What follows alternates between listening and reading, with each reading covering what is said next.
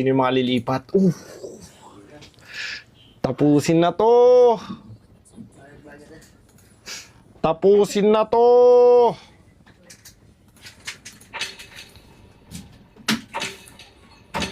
Hulaan nyo sino lilipat sa Honor of Kings, guys. Hulaan nyo. Hulaan nyo sino mga lilipat sa Honor of Kings. Pag naulaan nyo, bibigyan ko na isang libong sapak sa mukha.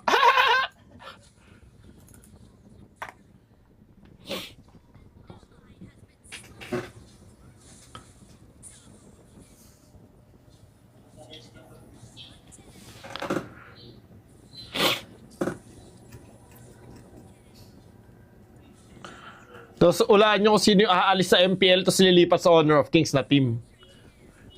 At least, I think, 3 yun. Ala ka. Nagpahiwatig ang baso.